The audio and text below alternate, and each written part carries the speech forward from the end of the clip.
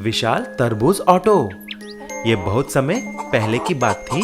दक्षिण भारत में एक छोटा सा गांव था, नागपट्टनम।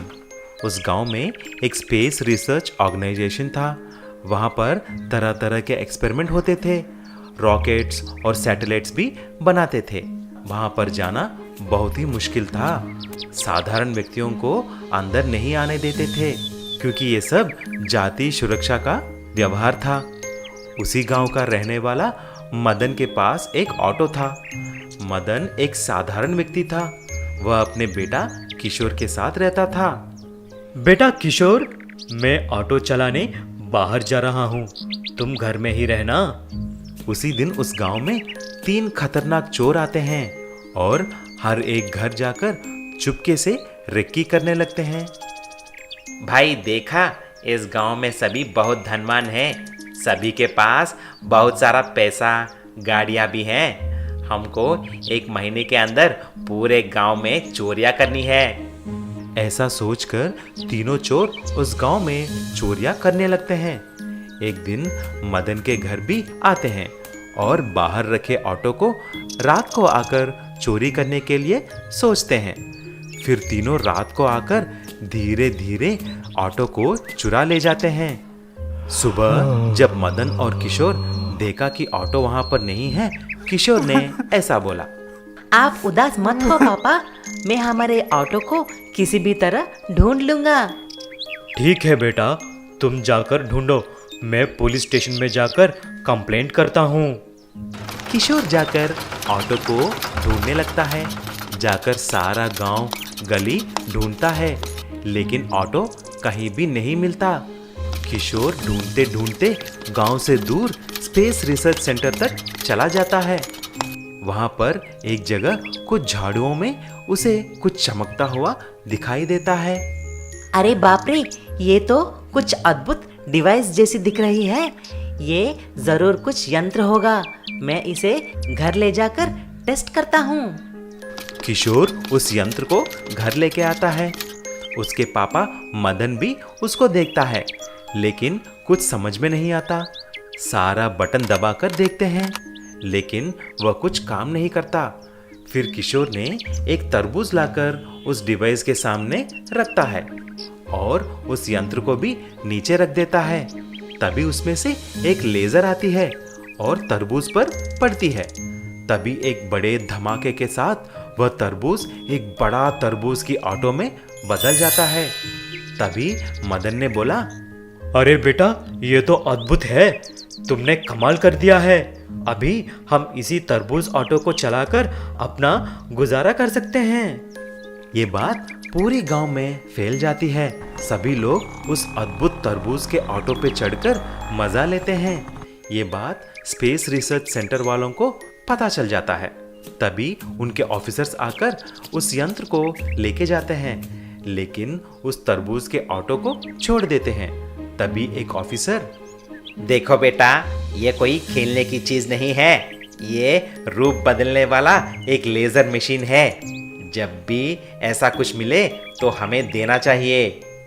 ऐसा बोलकर वह चले गए। लेकिन मदन तरबूज ऑटो को चलाकर किशोर के साथ हंसी खुशी रहने लगा। गरीब गुब्बारे वाला। ये कुछ साल पहले की बात थी।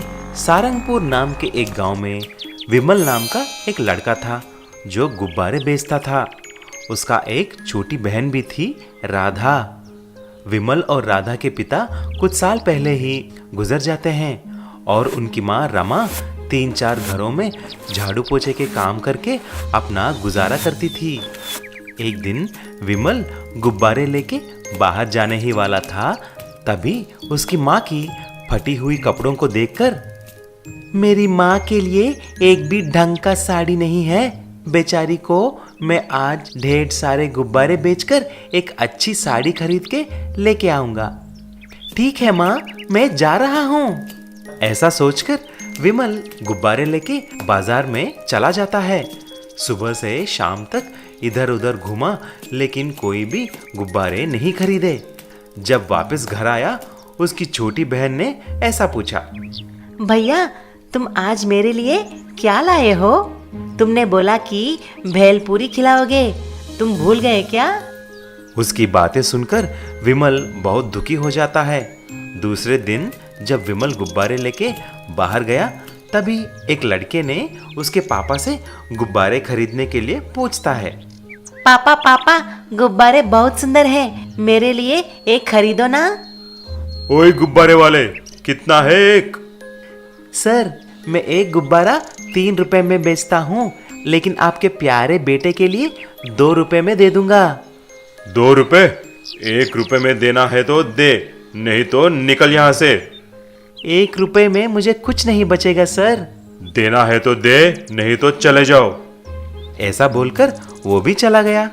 घर आकर देखा तो उसकी माँ को नीचे गिरा हुआ देखा और राधा बगल में बैठकर रो रही थी। तुरंत विमल कुछ पानी लाकर रमा के मुंह पर छिड़कता है। तभी रमा को होश आ जाती है और रमा ने ऐसी बोली। बेटा ये कुछ नहीं है, 2 दिन से मैंने कुछ नहीं खाया, जो कुछ भी बचा था मैं तुमको और बहन को दे दिया, इसीलिए थोड़ा चक्कर आकर गिर गई, और कुछ नहीं है। माँ, मैं अभी जाकर कुछ दवाइयाँ लाता हूँ। राधा, तुम माँ का ख्याल रखना। बेटा लेकिन आज भी तुम कुछ गुब्बारे नहीं बेचे ना, दवाई के लिए पैसा किधर से लाओगे? तुम उसकी चिंता मत करो माँ। विमल बाजार जाकर एक मेडिकल शॉप के बाहर खड़े होकर देखता है। तभी एक आदमी आकर चक्कर आने का और बुखार का दवाई पूछता है। जब दुकान मालिक दवाई आकर टेबल पे रखा, तुरंत विमल ने जाकर उस दवाई को छीनकर घर के तरफ भागने लगता है। सभी लोग उसका पीछा कर लेते हैं। जब विमल घर आया, रमा पूछती है, दवाई कैसे आया? तभी विमल ने बोला, माँ मुझे माफ कर दो, माँ मुझे माफ करो, मैं इन्हें चोरी करके लाया हूँ। तभी मेडिकल शॉप वाला भी पीछा करते हुए घर आ गया और सब कुछ देख लेता है। तभी रमा ने, भाई साहब इसे मत मारो, दवाई मेरे लिए ही चोरी किया है इसने। ये सब देखकर दुकान का मालिक चला जाता है। बेटा एक बात ध्यान से सुनना, हमको किसी भी हालत में चोरी नहीं करना है। जादुई पैसा घर, पैसों का पेड़। एक गांव में नकुल और सहदेव करके 2 अच्छे दोस्त रहते थे। उन दोनों के घर आजू बाजू में थे। वह दोनों एक साथ मिलकर एक मालिक के यहाँ खेत में काम करते थे। उन दोनों में से नकुल थोड़ा नाटकबाज था। वह काम कुछ नहीं करता था। सारा काम सहदेव पर छोड़कर जाकर आराम से पेड़ के नीचे सो जाता था। लेकिन शाम को जब पैसे देने का वक्त आता था, तभी नकुल नाटक करता था और ऐसा बोलता था, मालिक देखा कितना काम किया है हम दोनों मिलके। लेकिन सहदेव कुछ नहीं बोलता था, क्योंकि वह दोनों बचपन से बहुत अच्छे दोस्त थे। ये सब जानकर सहदेव की बीबी उससे ऐसी बोली, अरे ओ पति परमेश्वर, तुम क्यों उस नकुल के साथ काम करते हो? वह तुम्हें लूट रहा है, तुम खुद ही काम क्यों नहीं करते? अरे मेरी प्यारी शीला, वह नाटक जरूर करता है, लेकिन वह मेरा बचपन से अच्छा दोस्त है और उसे मदद करना मुझे अच्छा लगता है। छोड़ दो उसको, वह कभी ना कभी सुधर जाएगा। ऐसा ही कुछ दिन बीत जाते हैं। एक दिन वह दोनों काम खत्म करके जंगल के रास्ते से जा रहे थे। इतने में एक स्वामी जी को पेड़ के नीचे बैठकर तपस्या करते हुए देखते हैं। अचानक वहां पर एक सांप उस स्वामी जी के तरफ जाते हुए देखते हैं। तभी सहदेव ने बोला, अरे यार, उस सांप को पकड़कर स्वामी जी को बचाना है। अरे यार तुमको क्या पड़ी है, बेकार की बातें छोड़ो और अपना काम करो, चलो। लेकिन सहदेव उसके बातों को सुने बिना उस सांप को पकड़कर वहां से दूर फेंक देता है। इतने में स्वामी जी आंख खोलकर देखते हैं। स्वामी जी, हम दोनों मिलकर आपको उस सांप से बचाया है। तभी स्वामी जी अपने दिव्य दृष्टि से सब कुछ देख लेते हैं और ऐसे बोलते हैं, आप दोनों को मेरी धन्यवाद।